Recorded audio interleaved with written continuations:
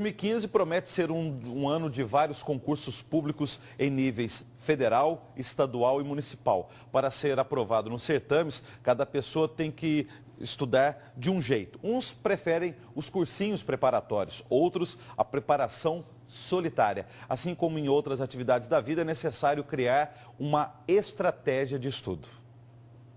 Paulo é servidor público no Tribunal Eleitoral, mas sonha em ser promotor de justiça. Para isto, ele está estudando para ser aprovado em um concurso público. Paulo tentou, mas não conseguiu continuar como aluno em cursinho preparatório. Num cursinho preparatório, eu verifiquei que você gasta muito tempo. Então, tem o deslocamento para a ida, o deslocamento da volta. E no próprio cursinho, no meu caso, a retenção não é muito grande. Então, ficar ali 3 horas assistindo uma aula, para mim, me dá inclusive até sono. Se ela se dá bem estudando com outras pessoas, ótimo. Se ela tem uma disciplina para estudar sozinha e ela gosta de estudar sozinha, essa é a melhor alternativa. Como opção, Paulo optou em estudar sozinho de diferentes formas, conforme os sentidos humanos. Em casa, eu deixo aulas abertas. Então, eu estou fazendo qualquer coisa, estou ouvindo aula. Estou dentro do carro, fazendo uma caminhada, estou vendo aulas por áudio que eu tenho gravado. Na hora de estudar, então eu leio, eu faço exercícios.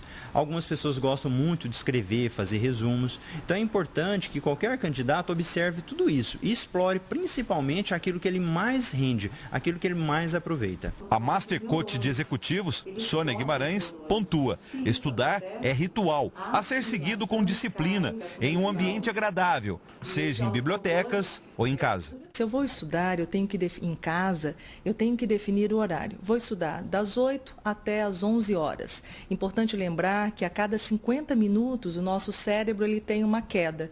Então é interessante, 50 minutos de estudo, pausa de 10 minutos para uma água, dar uma caminhada e voltar aos estudos. Essa rotina, você precisa deixar à mesa ou no local onde você vai estudar todo o material. Se eu preciso de apostila, se eu preciso de algum material extra, deixar sempre um copo com água ou uma jarra para se hidratar também. Então, esse é o passo a passo. Outra recomendação é dividir o tempo de estudo. O candidato ele tem que ter uma noção exata de qual que é o tempo dele durante o dia. Então é importante que ele reserve horários para estudar, horário para trabalhar, ele faça essa divisão. Quando ele está estudando, é importante que ele acompanhe a sua evolução no estudo. Então, alguns aplicativos ajudam nessa parte. Eu gosto do aplicativo aprovado, ele não requer trabalho e você vai acompanhando. Então, eu estudei 5 horas hoje, amanhã eu tenho que estudar pelo menos 5 horas. Caso eu não tenha como, eu analiso o meu mês. Então, cada mês eu vou monitorando esse tempo para que eu esteja estudando cada vez mais. É muito importante você buscar aquele horário que você produz mais. Algumas pessoas produzem mais durante o dia, no início da manhã, outras mais à noite. Mais importante que a quantidade é a qualidade desse estudo. Tão importante quanto os estudos teóricos são os práticos, como responder a questões. Para exercitar, a fixação é bem melhor. No dia da prova, você vai lembrar do que você estudou. Fazer um concurso, geralmente são 4 horas de prova, 5 horas de prova. Então, o candidato tem que estar até com o corpo preparado. Então, é importante fazer simulados. Ele tira um dia, ele vai fazer 5 horas de exercícios. Então, e isso ajuda principalmente no dia da prova. Porém, para que os estudos tenham validade e sejam lembrados, é necessário reservar um tempo de folga e lazer. O candidato, quando vai fazer esse calendário de estudo, ele não pode se iludir pensando que ele vai estudar 24 horas por dia. Ele tem uma limitação. Então é importante na divisão do tempo que ele distribua diariamente um tempo para descanso. Então, alguns estudos falam, estuda 50 minutos, folga 10, que é a capacidade de retenção. Tira um dia da semana para lazer, tira um domingo para lazer.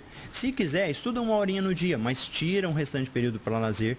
Caso ele não faça isso, ele corre o risco de ter uma estafa. E depois vai ficar muito mais tempo sem estudar. Então, para que isso não aconteça, já vá fazendo esses pequenos descansos. E nada melhor para descansar a mente do que um exercício físico. É fundamental porque ajuda a oxigenar o cérebro. Você fica sentado durante muito tempo. O corpo também precisa de uma movimentação e isso ajuda na melhoria da assimilação. O cérebro ele fica mais fácil para assimilar quando eu pratico atividades físicas.